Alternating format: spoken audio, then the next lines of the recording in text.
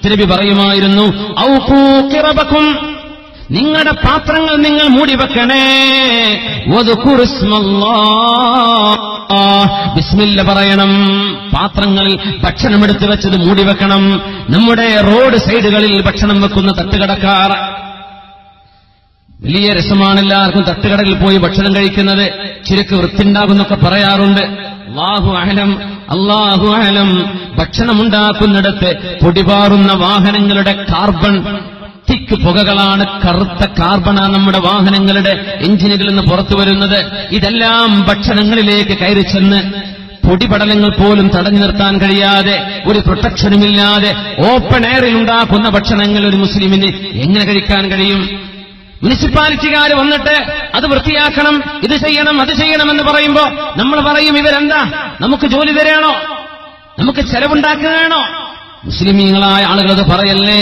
നമ്മുടെ നബിയാ പറഞ്ഞത്, നിങ്ങൾ ഭക്ഷണമുണ്ടാക്കുമ്പോൾ പാത്രങ്ങൾ മൂടിവെക്കണം. ഭക്ഷണമുണ്ടാക്കി വെച്ചത് വൃത്തിയുള്ള സ്ഥലത്തേ നിങ്ങൾ പാകം ചെയ്യാൻ പാടുള്ളൂ.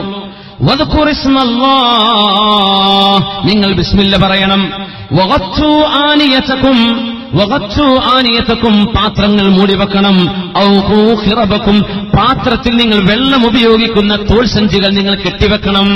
റസൂലുള്ളാഹി സ്വല്ലല്ലാഹു അലൈഹി വസല്ലം വത്തുൽ ഇനാ വഔഖു السقاء فإن في السنة ليلة ينزل فيها وباء.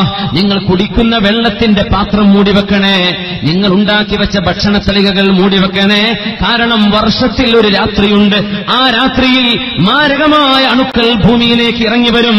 ഏതെങ്കിലും മൂടിവെക്കാത്ത പാത്രങ്ങൾക്ക് മുകളിലൂടെ, അല്ലെങ്കിൽ മൂടിവെക്കാത്ത വെള്ളപാത്രങ്ങൾക്ക് മുകളിലൂടെ ആ രാത്രി കടന്നു പോവുകയാണെങ്കിൽ ഇല്ലാ നസല ഫീഹി മിൻ ദാലിക്കൽ വബാ, ആ രാത്രിയിൽ മൂടിവെക്കാത്ത ഭക്ഷണത്തിലൂടെ പ്ലാഗ് പോലെയുള്ള പകർന്നു പിടിക്കുന്ന രോഗങ്ങൾ ഉണ്ടാകുമെന്ന് പരിശുദ്ധ റസൂലുള്ളാഹി സ്വല്ലല്ലാഹു അലൈഹി വസല്ലം. അതുകൊണ്ട് റെസ്റ്റോറന്റുകാർ അല്ലാഹുവിനെ പേടിക്കേണ്ടവരാണ്. ജനങ്ങളുടെ ആരോഗ്യമായി മാറാൻ പോകുന്ന ഭക്ഷണമാണ് നിങ്ങൾ കൊടുക്കുന്നത്. ജനങ്ങളുടെ ഇബാദത്തിന് കാരണമാകുന്ന ഉന്മേഷം കിട്ടുന്ന ഭക്ഷണമാണ് നിങ്ങൾ കൊടുക്കുന്നത്. അവരുടെ ആരോഗ്യമാണ് നിങ്ങൾ കളിക്കുന്നത്. അള്ളാഹുവിനെ സൂക്ഷിക്കണേ. നല്ല ഹൈജീൻ നമ്മുടെ കിച്ചനുകളിൽ, നമ്മുടെ ഭക്ഷണം പാകം ചെയ്യുന്നവർ ഹെയർനെറ്റ് ഉപയോഗിക്കുന്നത്, കൈകളിൽ ഗ്ലൗസ് ഉപയോഗിക്കുന്നത്, വൃത്തിയായി പാത്രങ്ങൾ കഴുകിയെടുക്കുന്നത്, കിച്ചൻ വൃത്തിയായി സൂക്ഷിക്കുന്നത്, അഴുക്കുകളില്ലാതിരിക്കുന്നത് മുസ്ലിമിനെ സംബന്ധിച്ചിടത്തോളം അള്ളാഹു കൂലി തരുന്ന ഇബാദത്തിന്റെ വിഷയങ്ങളാണ്. അള്ളാഹിന് കൂലി കിട്ടും. എന്തിനാണിതൊക്കെ? രോഗം വരാതിരിക്കാൻ, രോഗത്തെ പ്രതിരോധിക്കാൻ. നമുക്കിഷ്ടം പോലെ ഡയാലിസ് സെന്ററുകൾ ഇവിടെയുണ്ട്, ഡയാലിസ് കേന്ദ്രങ്ങളുണ്ട്. നമുക്ക് ഫ്രീ ആയിട്ട് ചെയ്തു കൊടുക്കുന്ന എത്രയോ കേന്ദ്രങ്ങളുണ്ട്. കിഡ്നി ചികിത്സ ചെയ്യുന്നത്, കിഡ്നി ശുദ്ധിയാക്കുന്നത്. ആദ്യമായി ആലോചിക്കണേ, നമ്മുടെ വീടുകളിൽ കുടിക്കുന്ന വെള്ളം ശുദ്ധമാണോ? വെള്ളം ശുദ്ധമല്ലാതിരുന്നാൽ കിഡ്നിക്ക് അസുഖം വരും. ശരീരത്തിന് ആവശ്യമായ നല്ല വെള്ളം നമ്മൾ കുടിക്കാതിരുന്നാലും കിഡ്നി തകരാറിലായി പോകും. അതൊന്നും ചെയ്യാതെ രോഗം വന്നാൽ പിന്നെ നമ്മൾ ഓടുകയാണ് ഡോക്ടറുടെ അടുത്തേക്ക്. പ്രതിരോധം ചെയ്യണമെന്ന് ശറഅ് പറഞ്ഞു പരിശുദ്ധ ദീനുൽ ഇസ്ലാം. എന്തുകൊണ്ട് നമ്മളിത് ചെയ്യുന്നില്ല?